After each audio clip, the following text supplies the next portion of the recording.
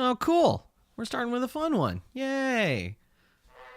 First-person shooters, where the weight of the guns is only matched by the weight of the world on your shoulders. Yeah, right. These are shooters. We're blowing heads off and watching the blood fly is the only thing you care about, right? What? Oh, there's stories in first-person shooters? Oh, my bad. Well, let's try that again. Hey, I'm Steve, and this is my top 10 personal favorite first-person shooters. Ah, the frozen wastelands of Russia, where mutants abound and society drowns in nuclear winter. One of the only games that describing with the word bleak is kind of an understatement. Metro 2033 is a dark adventure where every bullet you spray is $1 you throw away. Yes, bullets are your main form of currency in the dark, abysmal tunnels of Moscow's post-apocalyptic underbelly. So rationing is key to survival from mutants and humans alike. With a gripping story, survival horror elements, tight shooting mechanics, and some of the most claustrophobic game design I've ever borne witness to, Metro 2033 is definitely my solid pick for number 10. And now for something a little less dark. Nazis! Ah, shit. Well, no stopping now. Most would go with the New Order for their favorite Wolfenstein reboot title, but for me, just being able to see the rebuilt from the ground up Castle Wolfenstein just gives me the chills and gets me all amped up to shoot some Nazis. BJ Blazkowicz is back again for a cautionary tale with a subtle message. When sneaking into a mad Nazi scientist's evil lair that also turns out to be a castle swarming with guards, dogs, and other unpleasantries, learn German. A great single-player experience from start to finish, my pick for number 9 has been decided. Before the New Order, there was Wolfenstein: The Old Blood. Ever found yourself trapped on a dangerous island with all of your friends while being chased by one of the greatest video game villains video games have ever seen? No? Just me? Alright then. Gonna be honest here for a second. I love Far Cry. Almost all of them. Probably dating back to the original. But there's just something about the third one that just takes it all up a notch. Interesting locales, a surprisingly well thought out story, hunting, looting, vehicles, guns, forts, and literally all the cannon fodder you can wave at while descending to the earth with your wingsuit. Yes, you heard me correctly. Wingsuit. The definition of insanity? Not including Far Cry 3 on this list at number 8. Psst. Hey kid. Yeah, you. You want to see a nuke go off? Well, look no further than the game that redefined the modern shooter.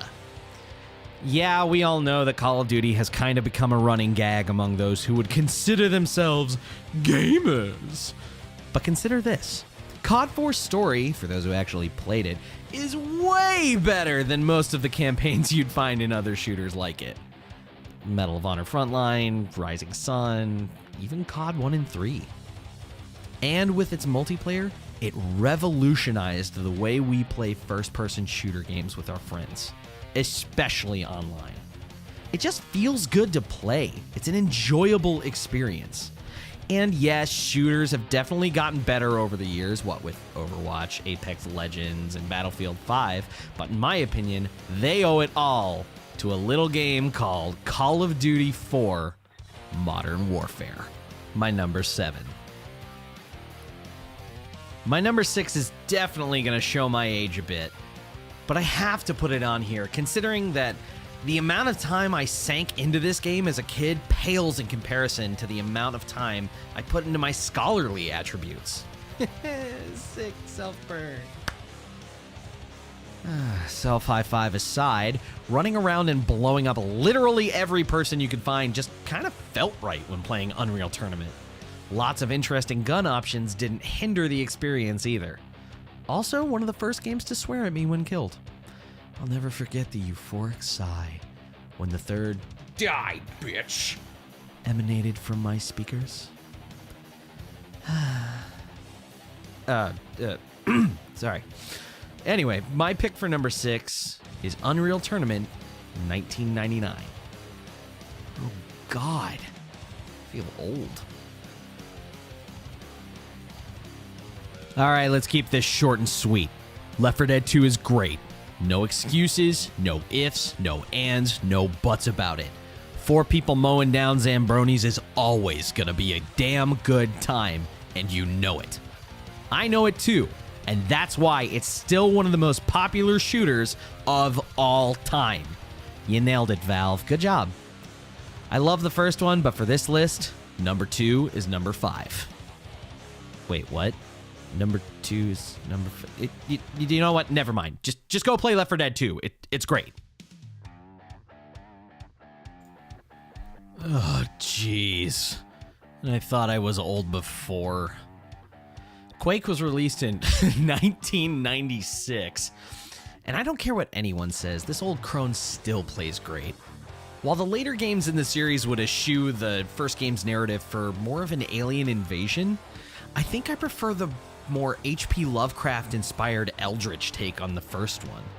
id Software nailed the atmosphere in Quake 1 so well that I still remember getting chills as a kid running through brown and green moldy hallways while being chased by anything and everything that wanted to kill me at that particular moment. So, yeah, number 4's got to be Quake. I actually just noticed that there's a 3 in the title. That's depressing. Just like this game! Okay, enough with the pleasantries. Halo's a great series with one of the most badass protagonists in shooter history. So how could they make the next one better? By taking him out of it. Wait, what? Chief's not in this? Screw that, this game sucks! Kidding, I'm kidding. ODST plays like any other Halo game, besides the fact that you are a grunt with no shield, which makes the experience, especially on Legendary, all the more challenging, yet rewarding. As long as you don't let yourself get too frustrated with it. God, those jackals! New weapons, interesting side characters, and a more personal narrative, combined with a cool and melancholic design, elevates Halo 3 ODST to my number 3 spot. Alright, enough with the depressing shit. On to the favorite thing of all things in first-person things, the guns! Millions and millions of guns! Okay, breathe, Steve. Hey gang, you want a first-person shooter with RPG elements, a fun art style, hilarious writing, awesome gunplay, and quests galore? Look no further than Borderlands. The first one. Alright, I know that people are gonna disagree with me on this, but I actually like the first Borderlands better than the second one. Now, don't get me wrong, Handsome Jack is easily the best villain in the series, but I like the design of the first one better. The characters you play as are more interesting, the quests were numerous and intriguing, and just rolling into Firestone just felt so good! So did New Haven, but I digress. So, number 2 is, going to the original Borderlands. If anyone has watched any of the videos on this channel, then this one was kind of a no-brainer. As much as I have fond memories of sprinting through every single level of Doom, Doom 2, and Final Doom, I have to go with the fresh coat of paint on this one. Easily one of the best single-player experiences in recent years, Doom is equal parts fun, exciting, gory, brutal, and awesome. To name a few. Killing demons has never been this much fun. With fan-favorite weapons making amazing comebacks, new weapons that feel great when they're mowing down the armies of hell, and bosses that are an absolute blast to fight, Doom charges headfirst in a blaze of glory to the number 1 spot. That's all for now, everyone, and if you like this video or any of the other ones on this channel, leave a like, a comment, or if you want to, subscribe. We actually have a release schedule now, so look forward to more content here on Have No Plan.